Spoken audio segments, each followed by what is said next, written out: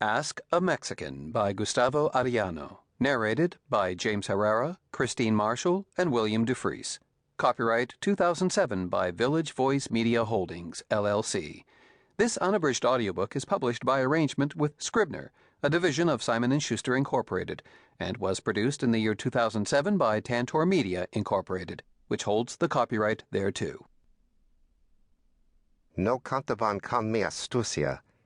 They didn't count on my astuteness. El Chapulín Colorado, the Red Grasshopper. Introduction. Cultural understanding via wetback jokes. Mexicans. Spicy, wobby, drunk, dreamy. The downfall of the United States. Its salvation. Mexicans mow our lawns, graduate from college, fleece us dry. They're people with family values, machismo, many kids, big trucks. Our neighbors south of the border. Our future. Tequila. Who doesn't love Mexicans?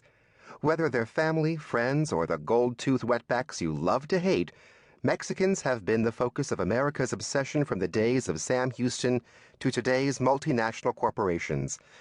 We give them jobs, ridicule them, and devour Mexican food as quickly as they do our social services. But we never bothered to know Mexicans. There never was a safe zone for Americans to ask our amigos about their ways, mainly because we never bothered to learn Spanish. Besides, how exactly would you ask a Mexican in person why, say, so many of them steal, or why they use accents without earning a kick in the cojones? A word, by the way, that no Mexican uses.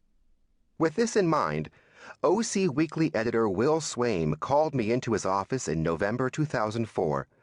OC Weekly is my home, an alternative newspaper based in Orange County, California. That's the best damn rag outside of Weekly World News. Seems he saw a billboard on the drive to work that featured a picture of a cross-eyed Mexican DJ wearing a Viking helmet. That guy looks as if you could ask him any question about Mexicans and he'll know the answer, he excitedly told me. Why don't you do it? Why don't you ask readers to send in questions about Mexicans and you answer them? My editor is an urbane, tolerant boss, yet he obsesses over Mexicans like all other good gabachos. I had entertained many of his questions about Mexican culture in my 5 years at the Weekly, from why Mexican men live with their parents until marriage, to the Mexican affinity for transvestites.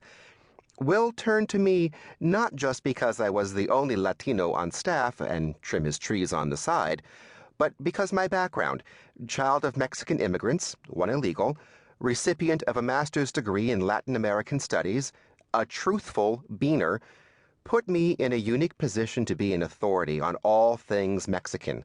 I snorted in disbelief at Will's request.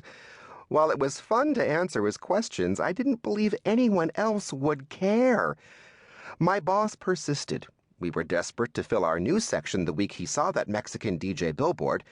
Besides, he promised, it was a one-time joke that we would scrap if no one sent in questions. That afternoon, I slapped together the following question and answer. Dear Mexican, why do Mexicans call white people gringos? Dear Gabacho, Mexicans do not call gringos gringos.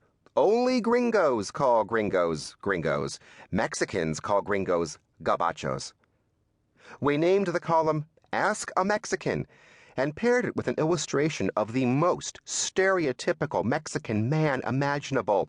Fat, wearing a sombrero and bandoliers, with a mustache, stubby neck, and a shiny gold tooth.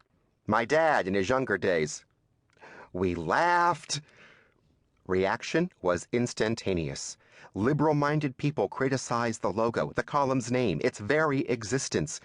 Conservatives didn't like how I called white people gabachos, a derogatory term a tad softer than nigger. Latino activists called Will, demanding my resignation, and threatened to boycott the Weekly. But more people of all races thought Ask a Mexican was brilliant, and more surprisingly, the questions poured in. Why do Mexican girls wear frilly dresses? What's with Mexican...